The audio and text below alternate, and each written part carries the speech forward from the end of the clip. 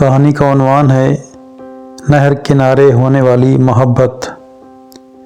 رات کی نمی ابھی تک کچی گلیوں کی مٹی سے لپٹی ہوئی تھی۔ گاؤں چنار والی کے اوپر آسمان یوں جھکا تھا جیسے کسی نے نیلگوں چادر تان کر زمین کے رازوں کو چھپا لیا ہو۔ دور نہر کے کنارے کھڑے شیشم کے درختوں میں ہوا سرگوشیاں کر رہی تھی اور انہی سرگوشیوں میں ایک ایسی کہانی سانس لے رہی تھی جو محبت اور تجسس کے داغوں سے بنی گئی تھی۔ چنار والی عام سا گاؤں نہیں تھا۔ یہاں ہر گھر کی دیوار کے پیچھے کوئی نہ کوئی قصہ چھپا تھا اور ہر قصے میں سچ اور جھوٹ کی آمیزش ایسی تھی جیسے دودھ میں پانی۔ گاؤں کے بیچوں بیچ ایک پرانی حویلی کھڑی تھی، اونچے دروازے، نیلے شیشوں والی کھڑکیاں اور سین میں کھڑا ایک بوڑھا پیپل جو گویا زمانے کا گواہ تھا۔ لوگ اسے سردار حویلی کہتے تھے، مگر اس حویلی کا اصل نام کسی کو معلوم نہ تھا۔ اسی گاؤں میں زرینہ رہتی تھی۔ گندمی رنگت، گہری آنکھیں اور باتوں میں عجیب سی سنجیدگی۔ وہ گاؤں کی دوسری لڑکیوں جیسی نہ تھی۔ اس کی آنکھوں میں خواب کم اور سوال زیادہ تھے۔ لوگ کہتے تھے زرینہ کی آنکھوں میں شہر کی چمک ہے، مگر زرینہ نے کبھی شہر دیکھا ہی نہیں تھا۔ اس کے لیے دنیا کی حدیں نہر کے پل تک تھیں، جہاں شام کے وقت وہ اکثر جا بیٹھتی اور پانی کی لہروں میں اپنا عکس دیکھتی۔ ایک شام جب سورج سرخ گولے کی طرح کھیتوں کے پیچھے ڈوب رہا تھا، زرینہ نہر کے کنارے بیٹھی تھی۔ اچانک اسے یوں محسوس ہوا جیسے کوئی اسے دیکھ رہا ہو۔ اس نے پلٹ کر دیکھا تو شیشم کے درخت کے سائے میں ایک اجنبی کھڑا تھا۔ وہ لمبا، سانولا اور آنکھوں میں عجیب سی چمک لیے ہوئے تھا۔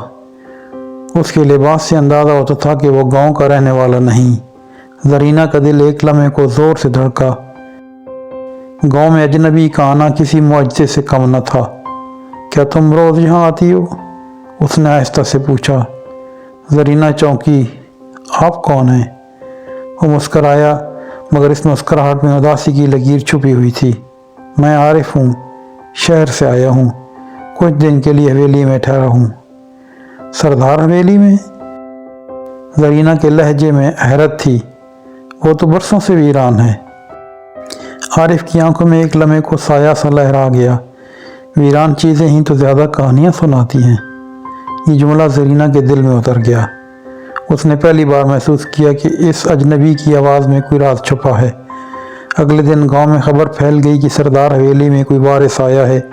لوگ چائے کے کھوکے پر بیٹھ کر چیمہ گوئیاں کرنے لگے۔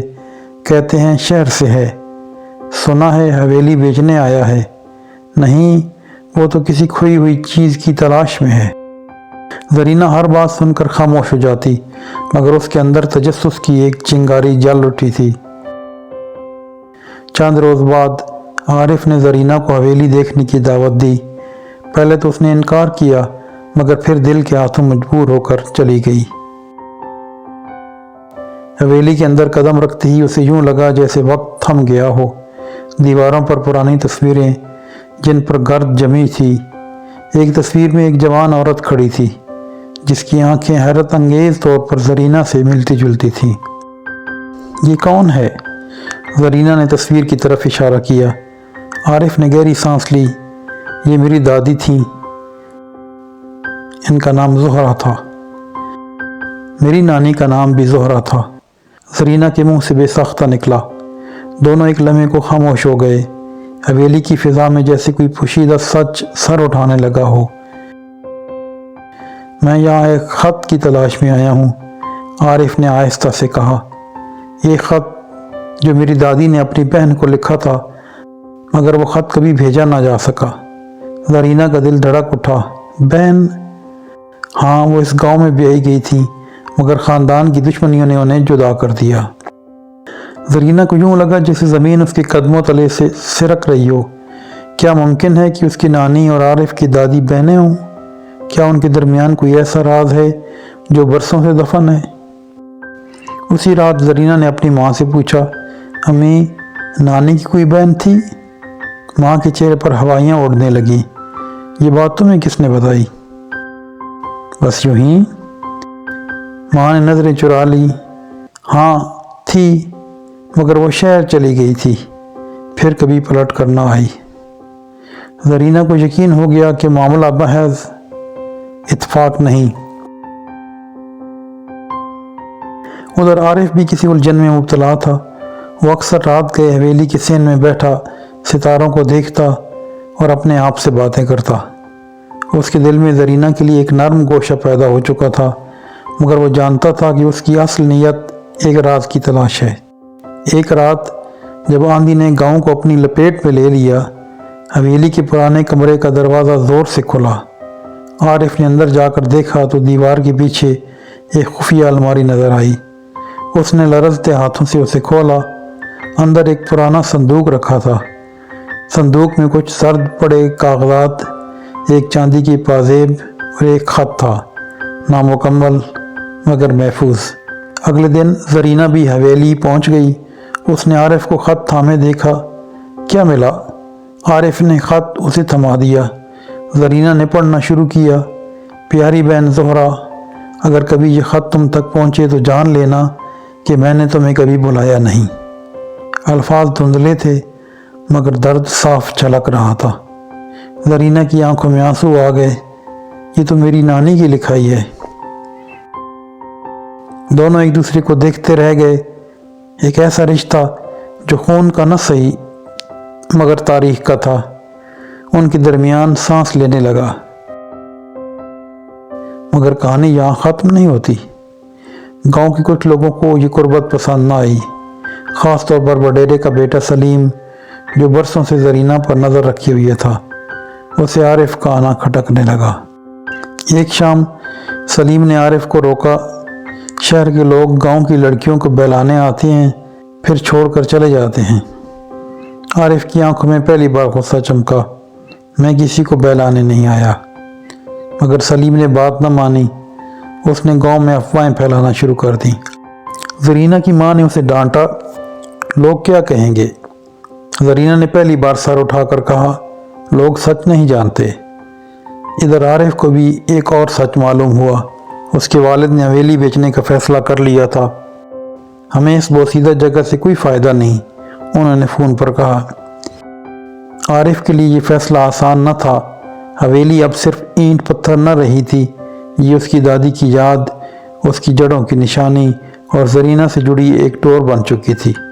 اس نے فیصلہ کیا کہ وہ حویلی نہیں بیچے گا۔ ایک رات زرینہ کو کسی نے خط بھیجا بغیر نام کے، عارف یہاں صرف زمین کے کاغذات لینے آیا ہے، تم اس کے لیے محض ایک وسیلہ ہو۔ زرینہ کا دل ٹوٹ گیا۔ اگلے دن اس نے عارف سے ملاقات کی۔ کیا تم سچ میں یہاں حویلی بیچنے آئے تھے؟ عارف نے خاموشی سے سر جھکا لیا۔ ہاں، شروع میں یہی ارادہ تھا، اور اب میں یہاں اپنی پہچان ڈھونڈنے آیا ہوں، اور شاید تمہیں بھی۔ یہ اعتراف سادہ تھا مگر سچا۔ چند دن بعد گاؤں کی پنچایت بیٹھی۔ بات حویلی، زمین اور عزت کی تھی۔ عارف نے سب کے سامنے کہا، یہ حویلی میرے لیے جائیداد نہیں، ورثہ ہے، اور میں اسے اسی گاؤں کے نام وقف کرنا چاہتا ہوں، ایک سکول کے لیے۔ سب حیران رہ گئے۔ زرینہ کی آنکھوں میں فخر کی چمک تھی۔ وقت نے ایک نیا موڑ لیا۔ حویلی میں اب بچوں کی آوازیں گونجنے لگیں۔ پرانی دیواروں پر رنگ چڑھ گیا۔ پیپل کے درخت تلے زرینہ اور عارف اکثر بیٹھ کر مستقبل کے خواب بنتے، لیکن اصل تکمیل ابھی باقی تھی۔ جب گاؤں والوں کو دونوں کے رشتے کی سچائی اور خلوص کا یقین ہو گیا تو سب سے پہلے زرینہ کی ماں نے خاموشی توڑی۔ ایک شام اس نے عارف کو گھر بلایا۔ صحن میں چارپائیاں بچھی تھیں، لالٹین کی روشنی ہلکی ہلکی لرز رہی تھی۔ بیٹا، اگر تمہارا ارادہ صاف ہے تو رسم کے مطابق بات آگے بڑھاؤ۔ عارف کی آنکھوں میں وہ چمک لوٹ آئی جو پہلی ملاقات میں تھی، مگر اب اس میں سنجیدگی اور ذمہ داری شامل تھی۔ اگلے ہی ہفتے اس کے والدین شہر سے آئے۔ گاؤں میں پہلی بار سردار حویلی کے دروازے خوشی سے کھلے۔ منگنی کی سادہ مگر باوقار تقریب ہوئی۔ زرینہ کے ہاتھوں میں چاندی کی وہی پازیب پہنائی گئی جو صندوق سے ملی تھی۔ گویا ماضی نے حال کو قبول کر لیا ہو۔ پھر شادی کی تیاریاں شروع ہوئیں۔ گاؤں کی عورتیں ڈھولک پر بیٹھ گئیں۔ مہندی ہے رچنے والی کی تانوں پر صحن گونجنے لگا۔ زرینہ کے ہاتھوں پر مہندی کے نقش ایسے بنے جیسے اس کی ہتھیلی میں پوری کہانی رقم ہو رہی ہو۔ اس کے نام کے ساتھ عارف کا نام چھپا ہوا تھا، ایک راز جو اب راز نہ رہا تھا۔ بارات کے دن چنار والی سچ مچ دلہن لگ رہا تھا۔ گلیوں میں جھنڈیاں، دروازوں پر پھولوں کی لڑی اور بچوں کے چہروں پر بے ساختہ خوشی۔ جب عارف گھوڑے پر سوار ہو کر آیا تو کسی فلمی منظر کی طرح لگ رہا تھا۔ سلیم بھی موجود تھا، مگر آج اس کے چہرے پر ضد نہیں، قبولیت تھی۔ نکاح کے وقت مسجد کے صحن میں خاموشی چھا گئی۔ مولوی صاحب نے جب پوچھا، زرینہ بنت فرید، کیا آپ کو یہ نکاح قبول ہے؟ زرینہ کی آواز ہلکی سی لرزی مگر مضبوط تھی، قبول ہے۔ 3 بار کی قبول ہے کی گواہی کے ساتھ جیسے برسوں کا فاصلہ مٹ گیا۔ نکاح کے بعد جب رخصتی کا وقت آیا، زرینہ نے ایک نظر نہر کی طرف دیکھا جہاں اس کی پہلی ملاقات ہوئی تھی۔ عارف نے اس کی نظریں پڑھ لیں۔ یہ گاؤں چھوڑ کر نہیں جا رہے ہم، اس نے آہستہ سے کہا، یہی ہمارا شہر ہے، یہی ہماری دنیا۔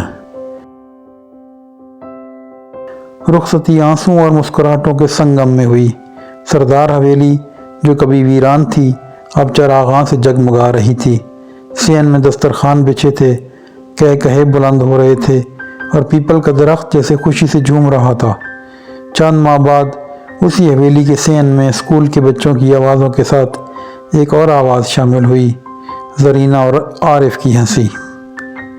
چنار والی اب بھی وہی تھا، کچی گلیاں، شیشم کے درخت اور نہر کا پانی، مگر اب وہاں ایک داستان تھی جس کا اختتام ادھورا نہیں تھا،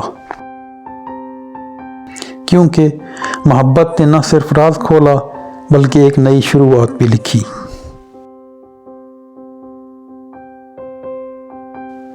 کہانی پسند آئی ہے تو لائک کر کے شیئر کر دیں، چینل سبسکرائب کر لیں۔